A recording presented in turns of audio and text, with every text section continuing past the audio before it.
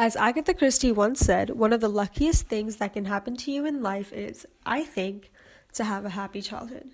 However, a happy childhood, or one at all, is a simple fortune that many children around the world do not get. Many people, possibly those in the audience right now, may think that child prostitution is not a huge problem, especially in the society we live in today.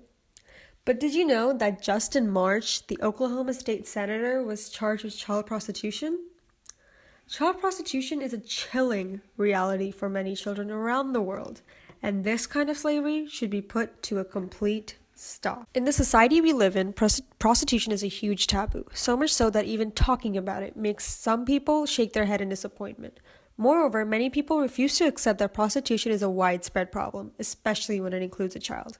However, according to the NSPCC, 3,309 human trafficking victims were found, of which 22% were children. These were just the victims that were found. Now, imagine how many there actually are in the world. There are more than 10 million child prostitutes in the world today. According to the ECPAT, Thailand has the highest rates of prostitution in the world, about 30% of which are children. This is followed by Brazil, where 40% of prostitutes are under the age of 18. However, it is not a new thing. In the historical fiction novel about the Mughal Empire, The 20th Wife by Indu Sundaresan, an orphaned slave girl around the age of 14 gave birth to a baby as she was raped by the main character's husband. This mentality has continued into present-day India, where part of the Mughal Empire was, to a point where there are over 1 million child prostitutes. But the United States cannot be left out of this narrative. Each year, about 100,000 kids are forced into prostitution, 50% of which are boys. And the fact there are about 13 red line districts in the United States should not be ignored.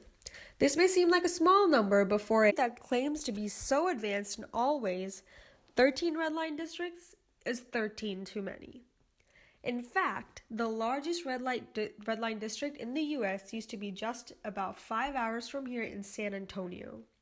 The prostitution of children is a worldwide catastrophe that must be stopped. But it is not just the numbers. When talking about child prostitution, one cannot ignore its psychological and physiological effects. Prostitutes have a higher risk of contracting HIV and AIDS. Child prostitutes, however, have an even higher risk of contracting such diseases as tissues and mucous membranes are much more fragile. After the physical pain comes a greater emotional pain. The victims often have to continuously live with feelings of shame, guilt, and low self-esteem. Many do not want to be rescued because they feel they are not worthy of being rescued. They think a normal, happy childhood is a privilege they do not deserve. Many have to live with the knowledge that someone they trusted, like a parent or family member, betrayed them by bringing them into this business. Some suffer from sleeplessness, night terrors, helplessness, and depression. Most turn to suicide or drug abuse. But the ones who have it the worst of all are those who have to pretend not only to others, but also to themselves, that their pimps are people who love them and want to help them. But it is not so. The treatment of a child prostitute is a rival for torture. For example, as initiation into a brothel, it is customary for child prostitutes in Nepal to be raped and beaten to be broken in. Then they are sold 35 times in one night for $2 each time. One former child prostitute from Nepal said he was sold into slavery at the age of 14. He was locked up, beaten, starved, and forcibly circumcised. He also recalls how many boys were castrated. Adding on, Juan David Romero, a journalist for New Republic magazine, claims child prostitutes are often treated as criminals when they found.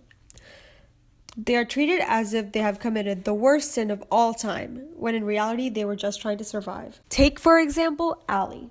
At the age of 16, Ali was sexually exploited.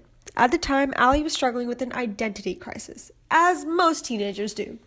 In her time of need, she turned to the internet. She started a seemingly innocent online relationship with a young man named Mark, who treated her with kindness. Ali found that this man lived near her grandmother's house. One day, she decided to meet up with him at his house. However, the events of that night did not play out the way she wanted. Ali was sexually assaulted. A few days later, Mark claimed he had pictures of the event and would show them to the world if she reported him. He would blackmail, harass, and stalk her. While at work one morning, about a year later, Ali found her tormentor all over the newspaper, found for being guilty of multiple accounts of online sexual assault, stalking, and child pornography. The ending to Allie's story was a happy one. She's now 27 and works as an activist for child exploitation. Luckily for Allie, Mark did not force her to have relations with other men in return for payment, as many child exploiters do. But the situation could have very well ended like Dee's, who worked as an escort at a discotheque and had guests sexually abuse her genitals. Or Kate, whose exploiter would force her to have relations with other men to support his drug addiction at the age of 6. Child prostitution scars people for the rest of their lives. Enslavement in the form of child prostitution is very real and should be stopped. There are up to 10 million child prostitutes in the world today. These child prostitutes are treated worse than dirt, often being raped and beaten. They're more prone to STDs such as HIV and AIDS. So, I encourage you to donate to the ECPAT, a United Nations agency which helps child prostitutes get help and raise awareness for this social injustice. They are recognized by many different governments and organizations as the only international NGO working against the exploitation of children.